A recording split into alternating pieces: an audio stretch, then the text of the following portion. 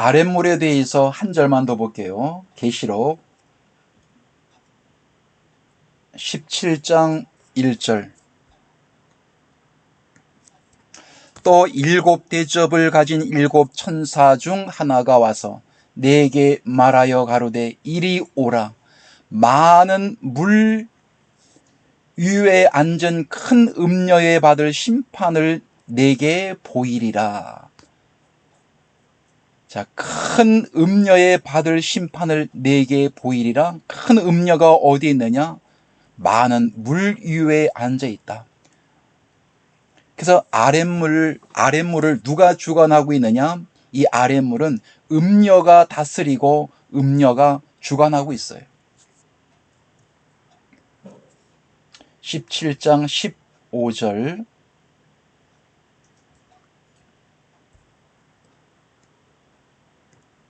또 천사가 내게 말하되 내가 본 바 음녀의 앉은 물은, 조금 전에 1절에서 음녀를 보았어요. 음녀는 많은 물 위에 있다. 많은 물 위에서 자기에게 속한 존재들 아랫물을 다스리고 있는 것을 물 위에 있다. 이렇게 성경은 말씀하고 있는 것이죠. 그래서 내가 본 바, 사도 요한이 본 바, 근데 사도 요한만 보는 것이 아니라 오늘날 우리도 이 말씀에 대한 내용을 우리도 함께 보아야 됩니다. 사도 요한만 이 말씀을 보고 우리가 이 말씀을 보지 못한다면 우리는 하나님 나라하고는 상관이 없는 사람이 됩니다. 이 말씀은 바로 오늘날 이 마지막 때 하나님에게 속한 자녀들을 향하여 주신 말씀이고, 하나님의 자녀들에게 하나님께서 보여주시고자 하시는 하나님의 엄청난 은혜가 이 속에 있기 때문에 우리가 이 말씀을 보지 못한다면 성경은 우리에게 필요가 없는 거예요. 그래서 사도 요한 홀로 보는 것이 아니라 바로 오늘날 우리도 함께 이 말씀에 대한 내용을 볼 수 있어야 된다라고 하는 말씀을 드립니다. 내가 본 바 음녀에 앉은 물은 백성과 무리와 열국과 방언들이라. 그래서 음녀는 네 종류의 존재들을 다스리고 있는 것을 많은 물 위에 있다. 이렇게 말씀을 하고 있습니다. 그래서 이 아랫물을 조금 전까지 제가 여러분들에게 설명을 드렸습니다. 아랫물에 대한 상태. 첫사람 아담과 하와를 통하여 아랫물은 사람이 살아있는 존재가 아니라 죽어있는 존재, 또한 죄와 사망을 가지고 있는 존재 뿐만 아니라 목숨적인 존재이고 또 혈과 육을 가지고 있는 존재이며 땅에 속해 있는 존재이고 흙에 속해 있는 존재이고 잠자고 있는 존재다. 죽어 있는 존재라는 거예요. 자, 그런데 이렇게 아랫물만 모여 있으면은 인생들은 구제불능이에요. 이 아랫물에 하나님의 자녀들이 이 아랫물로 내려옵니다. 먼저 창세기 4장 25절. 아담이 다시 아내와 동침함에 그가 아들을 낳아 그 이름을 셋이라 하였으니 이는 하나님이 내게 가인의 죽인 아벨 대신에 다른 씨를 주셨다 함이며 그랬어요.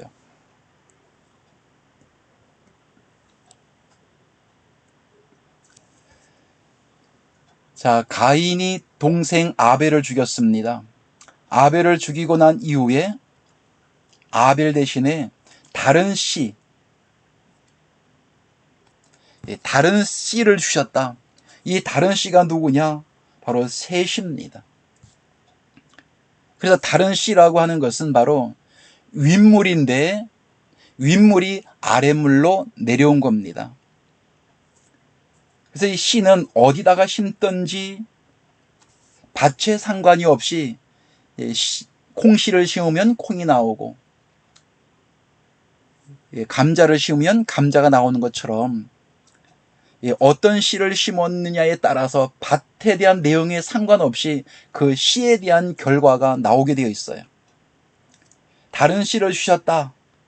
바로 아담과 하와에게 하나님께서 하나님의 씨를 심으셨더니 하나님의 씨가 나왔다. 쉽게 말하면 하나님의 자녀가 나왔다라고 하는 거예요. 그래서 하나님에게 속해 있는 위에 있는 물이 바로 아랫물로 내려오게 된 겁니다. 사람을 통해서. 베드로후서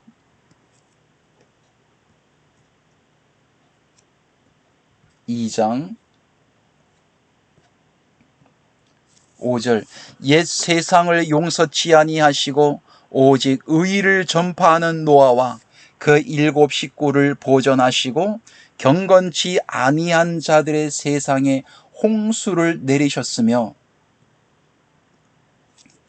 옛 세상을 용서치 아니하시고 의를 전파하는 노아와 그 7 식구를 보전하시고 노아의 시대에는 노아의 식구 이외에 많은 사람들이 그 당시에 존재하고 있었습니다.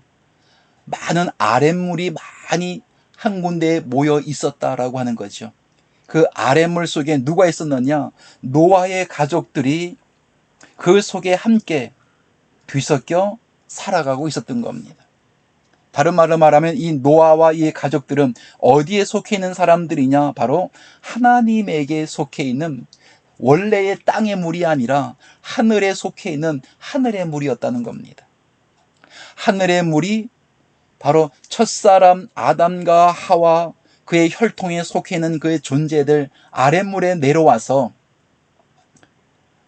첫사람 노아와 그의 식구들은 방주를 만들게 되고 결국은 앞으로 나타나야 될 하나님의 자녀들이 어떻게 하는 것이 구원받는 것이며 구원받는 존재들은 어떤 존재여야 할 것인가를 노아의 가족을 통해서 보여주고 있는 겁니다.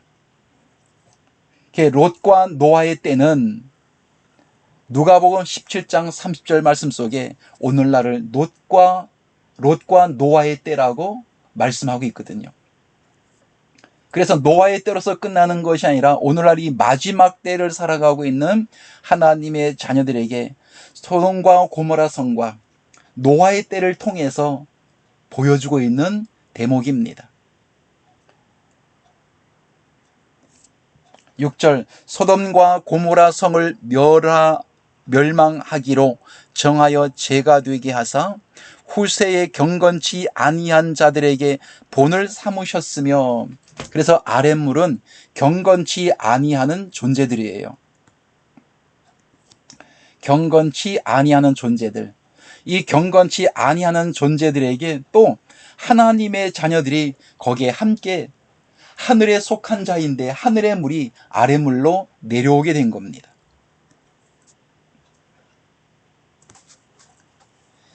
2장 7절 무업한 자의 음란한 행실을 인하여 고통하는 의로운 롯을 건지셨으며 이 롯이라는 사람은 원래 아랫물이 아닙니다. 원래 유엔물이었습니다.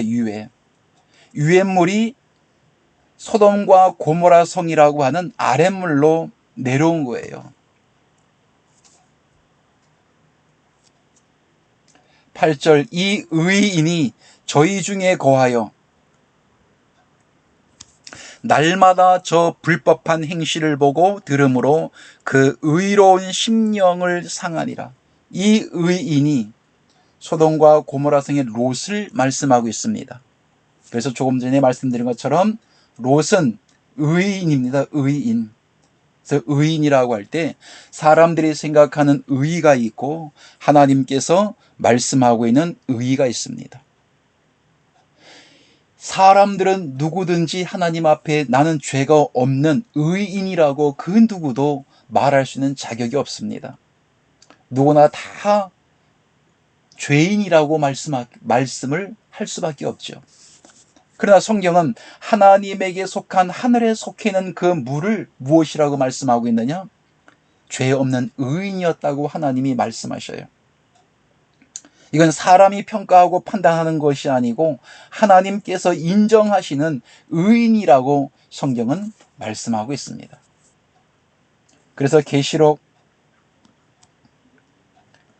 22장 11절 말씀에 보면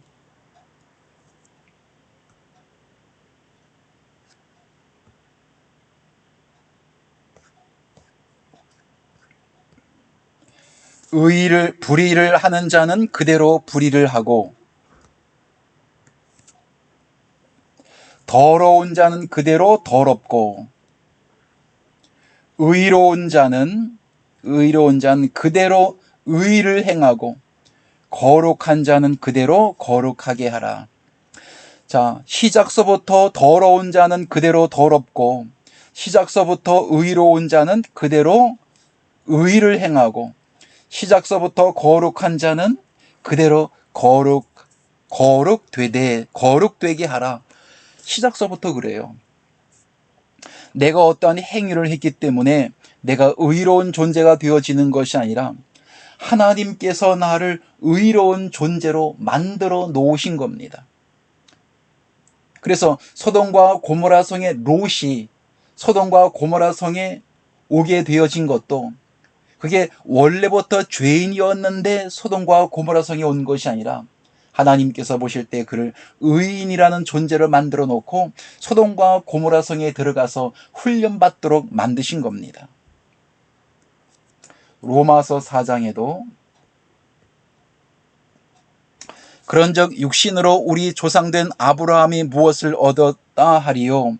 만일 아브라함이 행위로서 의롭다 하심을 얻었으면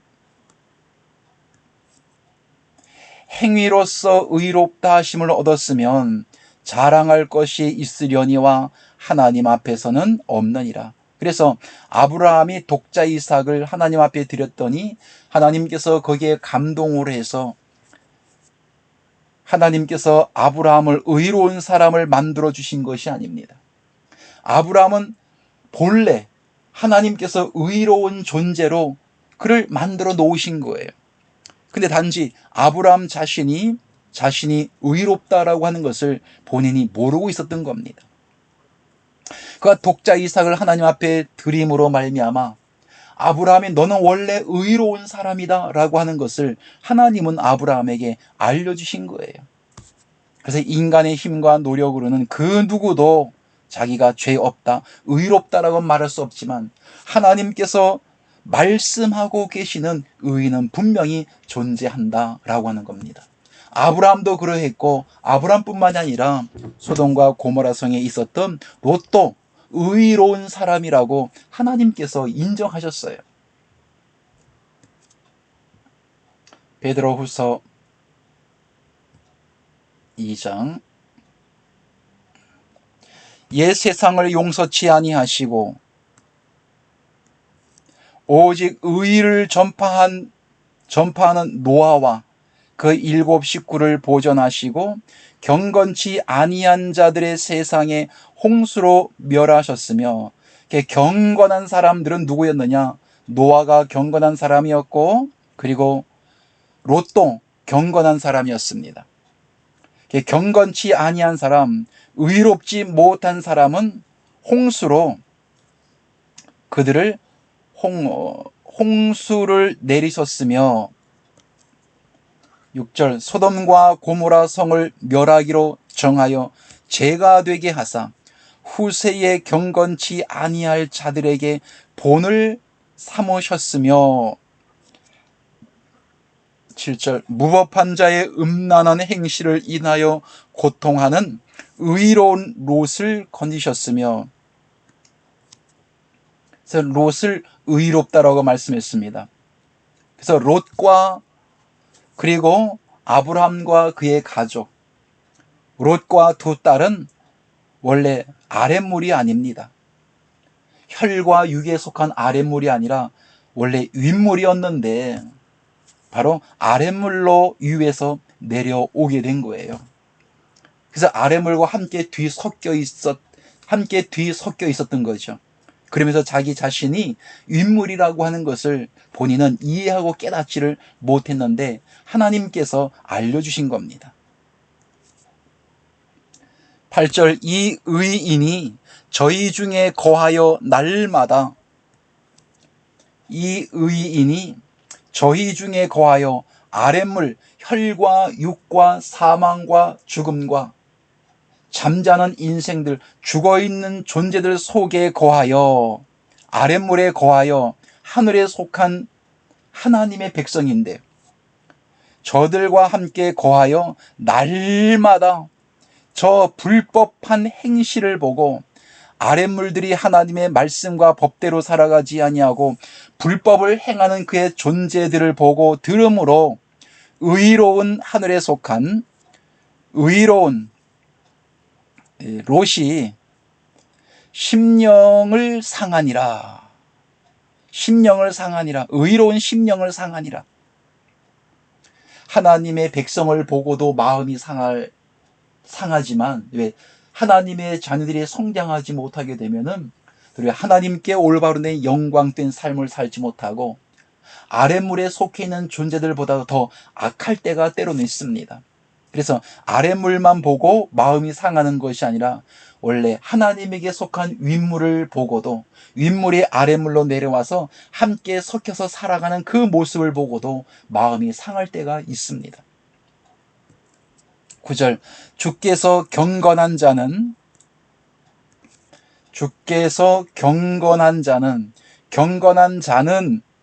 바로 아랫물이 아니라 윗물입니다. 윗물. 경건한 자는 시험에서 건지시고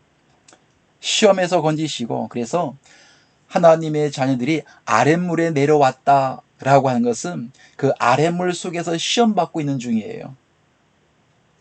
그 시험에서 하나님께서는 건져주실 때가 있다. 근데 그 시험은 사람이 시험하는 것이 아니라 하나님께서 계획하신 바 속에서 어느 때까지 시험하고 어느 때가 되어지면 건져주신다라고 하는 하나님의 계획 속에 포함이 되어져 있습니다.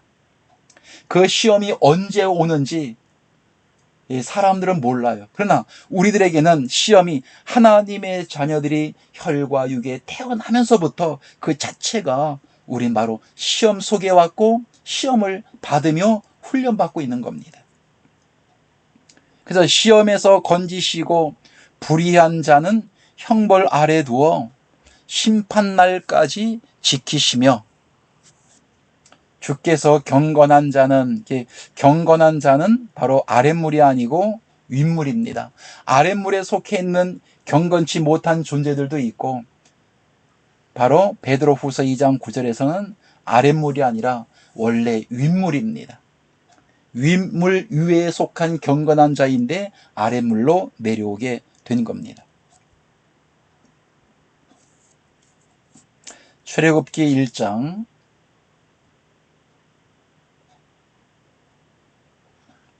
5절 보겠습니다. 이미 애굽에 있는 요셉까지 야곱의 혈속이 모두 70인이었더라. 요셉이 애굽의 총리가 되어지고 난 이후에 그리고 가나안 땅에 있었던 부모 형제 70인을 데리고 바로 애굽으로 들어왔습니다. 애굽으로 왔다라고 하는 것은 바로 윗물이 아랫물로 들어와서 함께 뒤섞이게 되어진 겁니다. 이스라엘 백성들은 아랫물이 아니고 이스라엘 백성들은 윗물입니다. 근데 애굽은 아랫물입니다. 그래서 요셉이 70명이라고 하는 부모 형제들 윗물을 요셉이 애굽의 총리가 되고 70인을 아랫물로 데리고 왔다. 그래서 고센 땅에서 살게 만들어줍니다. 함께 이렇게 섞여 있는 거죠. 아랫물하고 윗물하고. 왜 그렇게 해야만 하느냐?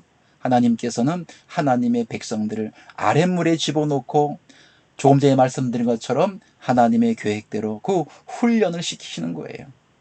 우리가 이 세상에 살아가고 있으면서 아랫물들을 통해서 선한 것도 보고 악한 것도 보고 좋은 거 나쁜 거 전부 다 보면서 또 죽음이 무엇인지 삶이 무엇인지 모두를 우리가 배우게 되는 거예요.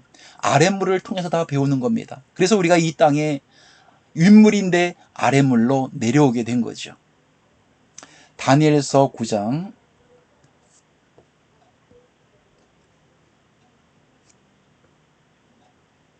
1절, 메대 족속 아하수에로의 아들 다리오가 갈대아 나라 왕으로 세움을 입던 원년, 곧 그 통치 원년에 나 다니엘이 서책으로 말미암아 여호와의 말씀이 선지자 예레미야에게 임하여 고하신 그 연수를 깨달았나니 곧 예루살렘의 황무함이 70년 만에 마치리라 하신 것이니라. 70년 만에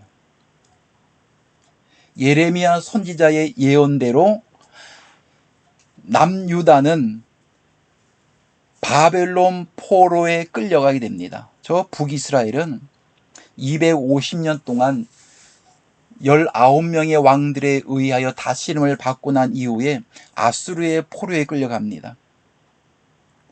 남유다는 두 지파인데 400년 동안 20명의 왕들에 의해서 다스림을 받다가 예레미야 선지자의 예언대로 바벨론 포로에 끌려가는데, 이 바벨론은 아랫물이에요. 그리고 이스라엘 백성들은, 남유다 이스라엘 백성들은 위에 하나님의 백성들 윗물입니다. 그래서 바벨론 70년 동안 아랫물에 들어가서 70년을 훈련을 받고 하나님께서는 고레스의 마음을 감동시켜서 다시 예루살렘 돌아오게 하고 하나님의 성전을 짓도록 만들어 주십니다.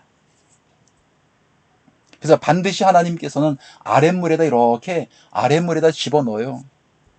우리가 이 땅에 태어났다는 자체가 윗물이 아랫물로 내려온 겁니다.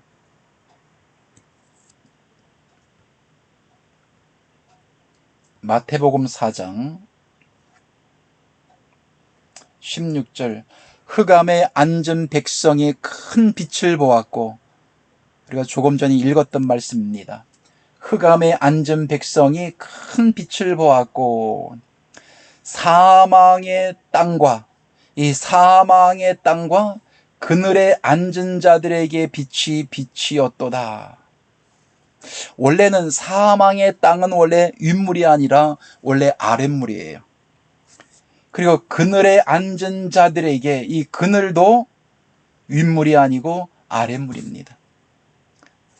근데 사망의 땅과 그늘에 앉은 자들에게, 흑암에 앉은 백성에게 빛이 빛이었도다. 원래 빛이라고 하는 것은 요한일서 1장 5절 말씀 속에 하나님께서 빛이라고 말씀했어요. 요한복음 12장 46절에 예수 그리스도께서 빛입니다. 2000년 전 예수님께서 유대 베들레헴에 오신 것은 바로 생명의 빛이 2000년 전에 유대 베들레헴에게 빛이 오신 거예요. 400년 침묵기 동안에, 침묵기를 암흑기라고도 말씀하고 있습니다. 침묵기, 암흑기는 바로 윗물하고 아랫물이 함께 섞여 있는 존재들이 있습니다. 큰 바다를 이루고 있는 거죠.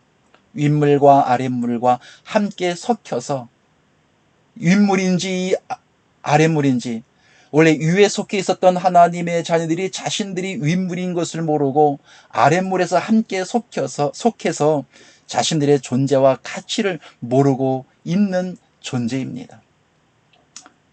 그래서 흑암에 앉은 백성이 큰 빛을 보았다라고 하는 것은 하나님의 자녀, 하나님에게 있는 윗물이 아랫물로 내려와서 흑암에 앉은 존재들과 함께 섞여 있는 것이고, 또 사망의 땅, 그늘에 앉은 자들에게 빛이 빛이었도다라고 말씀을 함으로, 바로 하늘에 속해 있는 자가 사망과 또 흑암에 앉아있는 존재들과 함께 있었다라고 하는 겁니다. 그 인생들에게 주님께서 오셔서 빛이 되어 주시고 그들에게 빛을 비추어 주셨다라고 하는 겁니다. 그랬더니 초기에 12명이 나왔고, 또한 후에 주님이 사역을 마칠 때는 500명의 그 땅에 속해 있었던 하나님의 자녀들이 거기서 나오게 됩니다. 마태복음 6장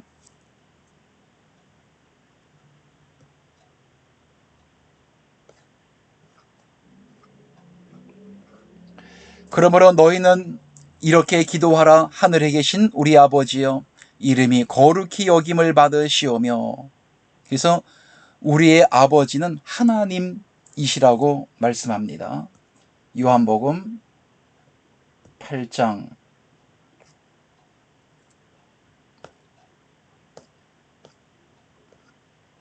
44절, 너희는 너희 아비 마귀에게서 났으니 너희 아비의 욕심을 너희도 행하고자 하느니라. 저는 처음부터 살인한 자요 진리가 그 속에 없으므로 진리에 서지 못하고 거짓을 말할 때마다 제 것으로 말하나니 이는 저가 거짓말장이요 거짓의 아비가 되었음이니라. 아랫물에 속해 있는 존재들도 아비가 누구냐? 마귀가 그들의 아비라고 말씀해요. 마태복음 23장 9절, 땅에 있는 자를 아비라 하지 말라. 너희 아버지는 하나이시니 곧 하늘에 계신 자신이라. 땅에 있는 자를 아비라 하지 말라. 이 땅에 있는 자가 누구냐? 혈과 육에 속해 있는 자. 혈과 육에 속해 있는 자를 아비라 하지 말라. 너희 아버지는 바로 우리 아버지는 하나님 그분이 우리 아버지고 우리는 하나님의 자녀입니다. 육신에 있는 혈육, 사람들이 말하고 있는 자기를 육신적으로 낳아진 그 부모를 얘기하고 있는 것이 아닙니다. 딱 혈과 육에 속해 있는 자, 우리가 혈과 육에 속해 있는 이 계를 말씀을 배웠기 때문에 설명을 더 하지 않습니다.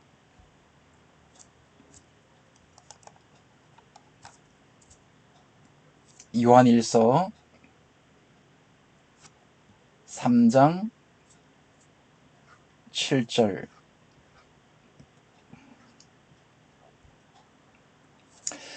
자녀들아 아무도 너희를 미혹하지 못하게 하라. 의를 행하는 자는 그의 의로우심과 같이 의롭고,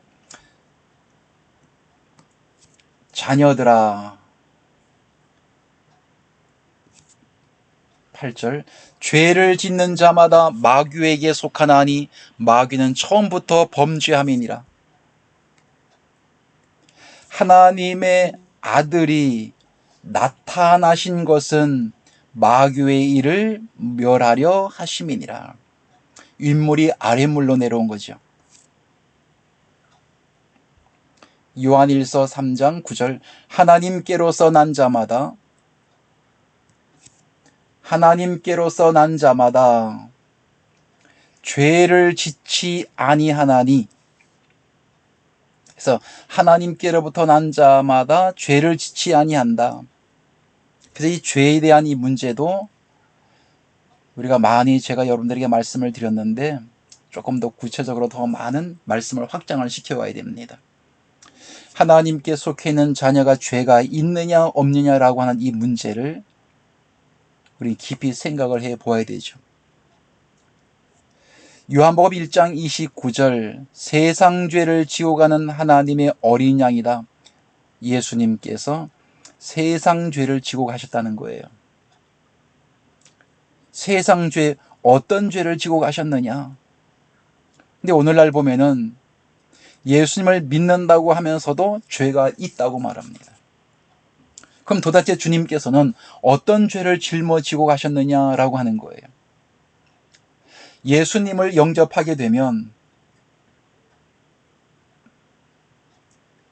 예수님을 영접하면 죄가 있느냐 없느냐 하는 이 문제를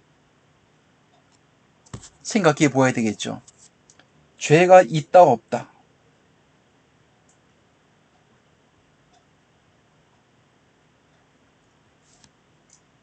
예수님을 영접한 후에, 왜 이 말씀을 드리냐면 오늘날 보면은 예수님을 영접하고 난 이후에도 죄 없다라고 하면은 분명히 한국 기독교계에서 이단 그럴 겁니다. 죄가 있다 그러면 정통이 되어집니다. 죄가 있다라고 했을 때는 예수님을 영접했다라고 하는 예수님에 대한 상태를 잊고 살아갈 수 있는 거예요. 예수님이 이 땅에 오신 것은 죄를 사해 주시기 위하여 오셨느냐? 아니면 죄를 몽땅 사해 주시지 아니하시고 일부의 죄만 사하고 나머지는 또 남겨두셨느냐라고 하는 거예요. 이 죄에 대한 이 문제는 또 한번 보따리를 풀어놓게 되면 내용이 많으니까 넘어가게 됩니다. 하나님께로서 난 자마다 죄를 짓지 아니하나니 이는 하나님의 씨라고 하는 것은 하나님에게서 난 자라는 거예요. 씨가 그 속에 거하심이요 하나님의 피가 흐르고 있다는 겁니다. 저도 범죄치 못하는 것은 하나님께로서 났기 때문이다. 하나님께로서 났기 때문에 범죄하지 못한다라고 말씀하고 있어요. 자, 중요한 것은 하나님의 씨가 그 속에 거한다. 하나님의 피가 하나님의 자녀들에게는 흐르고 있기 때문에 바로 범죄하지 못한다. 요한일서 5장 18절에 보니까 우리가 예수 그리스도 안에 있으면 바로 예수님이 우리를 지켜주신다. 악한 자가 우리에게 손도 대지 못한다라고까지 말씀하고 있어요. 히브리서 2장 11절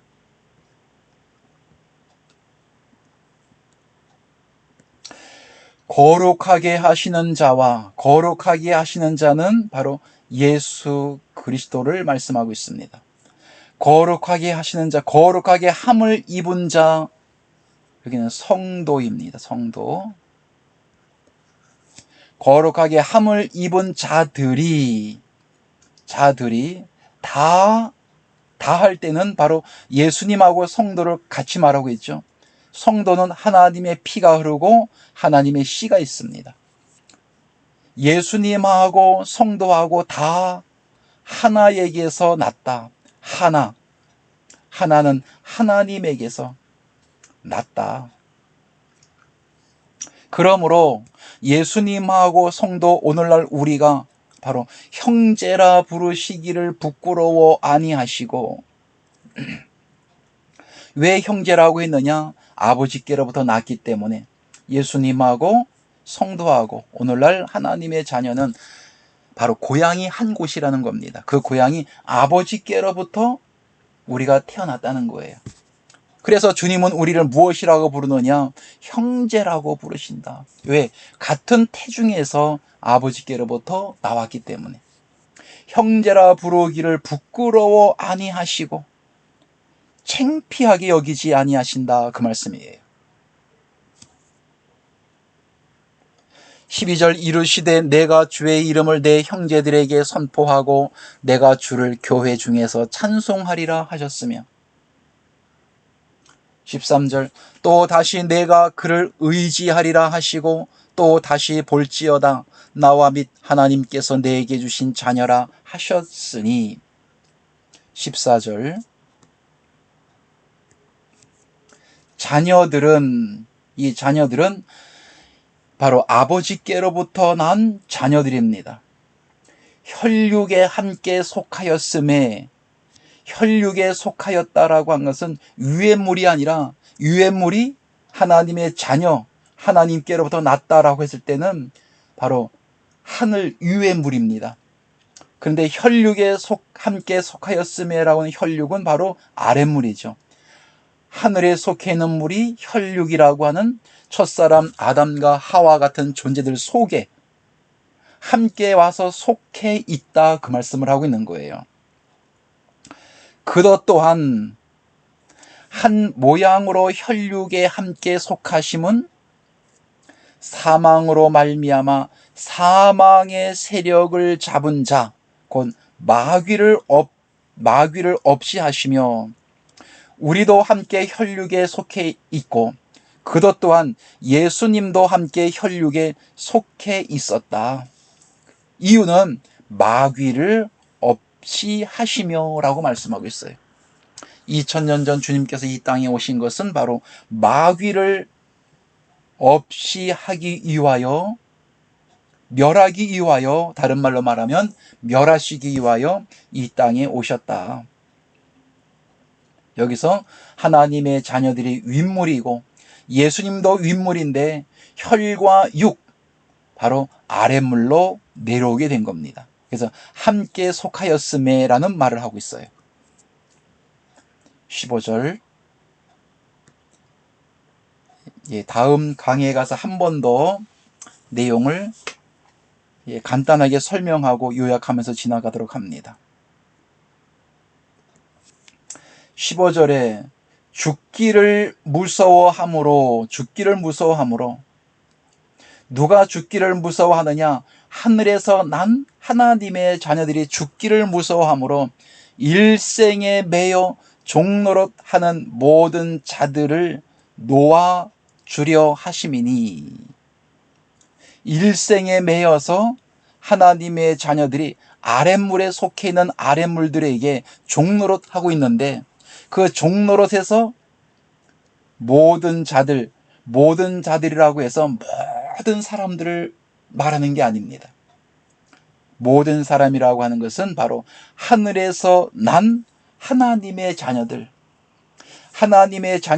아랫물에 왔는데 아랫물에 뒤 섞여 있는 하나님의 자녀들을, 모든 자들을 놓아준다, 이렇게 말씀하는 거예요. 하나님의 자녀들이 죽기를 무서워함으로 일생에 매여 종노릇하는 모든 자들, 하나님의 자녀들을 그 종에서 바로 놓아주려 하심이니 그랬어요. 근데 여기에서 죽기를 무서워한다. 누가 죽기를 무서워하느냐? 하나님의 자녀들이 죽기를 무서워한다는 겁니다. 이 죽음이라고 하는 것은 세상 사람들이 말하고 있는 죽음이 있지만 또 교회에서 말씀하고 있는 죽음이라는 게 있습니다. 그래서 예수님을 한번 믿게 되면은 한번 죽어야 돼요. 한번 죽고 난 이후에 살아나야 됩니다. 근데 아랫물에 속해 있는 인물이었는데 아랫물에 내려와서 함께 섞여 있는 하나님의 자녀들이, 아랫물에 있는 하나님의 자녀들이 죽기를 무서워한다는 거예요.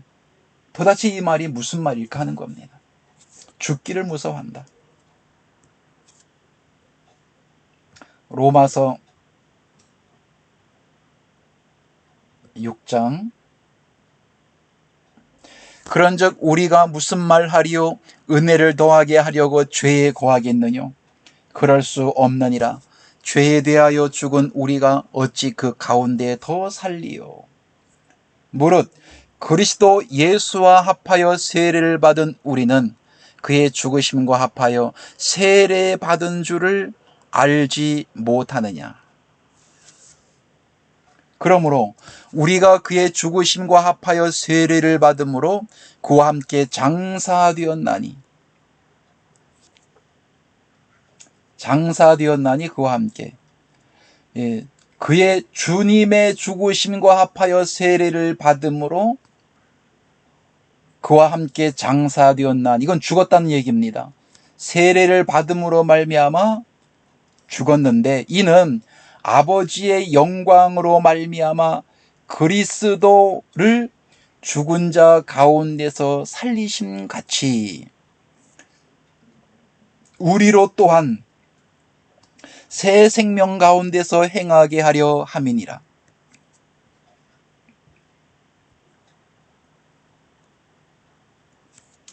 만일 우리가 그의 죽으심을 본받아 연합한 자가 되었다면, 주님과 함께 세례받은 자가 되었다면, 그 내용입니다.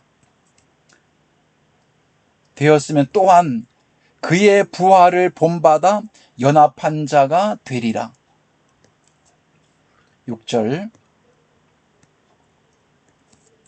우리가 알거니와 우리 옛사람이 예수와 함께 십자가에 못 박힌 것은, 십자가에 못 박혔다라고 하는 것은 한 번 죽은 겁니다. 죄의 몸이 멸하여 다시는 우리가 죄에게 종노릇 하지 아니하려 함이니라. 예수님께서 허락하시는 세례를 받음으로 말미암아 한 번 죽고, 7절, 이는 죽은 자가 죄에서 벗어나, 그래서 죄에서 벗어나 의롭다 하심을 얻었음이니라. 예수님께서 우리에게 주신 세례, 그 세례를 받음으로 말미암아 한 번 죽고 살아난 것을 얘기하고 있는 거예요. 그래서 이렇게 죽고 살아났다라고 하는 것도, 이건 내 의지가 아니고 전적인 하나님의 의지입니다. 8절, 만일 우리가 그리스도와 함께 죽었으면, 내용이 나오죠. 우리가 하늘에 속한 자인데 그리스도와 함께 죽었으면 또한 그와 함께 살 줄을 믿노니. 9절, 이는 그리스도께서 죽은 자 가운데서 사셨음에 다시 죽지 아니하시고 사망이 다시 그를 주장하지 못할 줄을 알미로라. 10절, 그의 죽으심은 죄에 대하여 단번에 죽으심이요 그의 살으심은 하나님께 대하여 살으심이니라. 그래서 우리가 예수 그리스도로 말미암아 한 번 죽었다가 살아났다, 성경은 그렇게 말씀해 주고 있는데, 히브리서 2장 15절,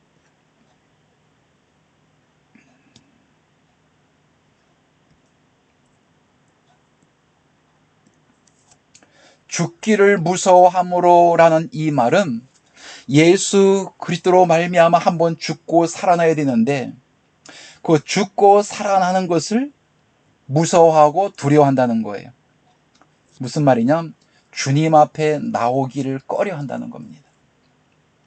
하늘에서 난 하나님의 자녀인데, 하나님의 자녀들이 주님 앞에 나오기를 거부한다. 주님 앞에 나오면 주님을 통해서 한 번 죽고 살아나요.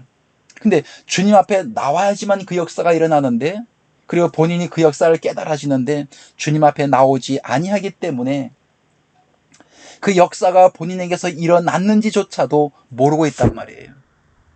그래서 그 말을 죽기를 무서워함으로 일생에 매여 종노릇하는 모든 자들을 놓아주려 하심이니라 라고 이렇게 설명을 해주고 있습니다. 고린도전서 1장 30절, 너희는 하나님께로부터 나서 그리스도 예수 안에 있고 예수는 하나님께로서 나와서 우리에게 지혜와 의로움과 거룩함과 구속함이 되셨으니, 하나님께로부터 나서 예수 그리스도 안에 있고 예수도 하나님께로부터 나와서 우리에게 지혜와 의로움과 거룩함과 구속함이 되셨으니, 우리의 고향이 하늘이죠. 하나님께로부터 났습니다. 요한복음 1장 12절, 영접하는 자 곧 그 이름을 믿는 자들에게는 하나님의 자녀가 되는 권세를 주셨으니. 13절, 이는 혈통으로나 육정으로나 사람의 뜻으로 나지 아니하고 오직 하나님께로서 난 자들임이니라. 하나님께로부터 난 자, 하나님의 자녀들이 어디로 왔느냐? 혈통으로나 육정으로나 사람의 뜻으로 살아가는 존재들 속에 윗물이 아랫물로 내려오게 된 거예요. 시간이 벌써 많이 지났기 때문에 정리 한번 해보겠습니다. 그래서 물 하게 되면 이 물은 사람 자체를 물이라고도 말씀하고 있으며 사람 입으로 흘러나오는 그의 말씀도 성경은 물이라고 얘기합니다. 그래서 그 물이 사람들이 많이 모여 있는 곳을 물들이 모여 있다, 물들이 고여 있다, 이렇게 말을 해요. 근데 창세기 1장 6절과 7절 말씀 속에 윗물과 아랫물로 나뉘었는데 그 아랫물에 대한 상태를 가만히 지금까지 말씀을 살펴보니까 바로 혈과 육을 가지고 있는 존재이며 목숨적인 존재이며 땅에 속해 있는 존재이며 잠자는 존재이며 죽어있는 존재고 죄와 사망을 가지고 있는 존재였더라. 바로 아랫물에 대한 상태를 말씀하고 있습니다. 그래서 하나님께서는 그 아랫물을, 왜 그 아랫물을 하나님은 만드셨느냐? 그 아랫물에 하나님께 속해 있는 하나님의 자녀들이 아랫물로 내려오게 됩니다.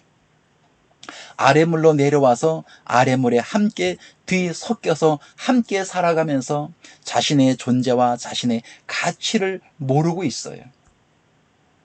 그래서 여기까지 우리가 지금 말씀을 드렸습니다. 그래서 아랫물에는 혈과 육을 갖고 있는 첫사람 아담과 하와 그의 혈통의 존재만 살아가는 것이 아니라 윗물이 아랫물로 내려와서 함께 뒤섞여 살아가고 있다 라고 하는 말씀까지 여러분들에게 말씀을 드렸습니다. 다음번으로 조금 더 이어가도록 하겠습니다.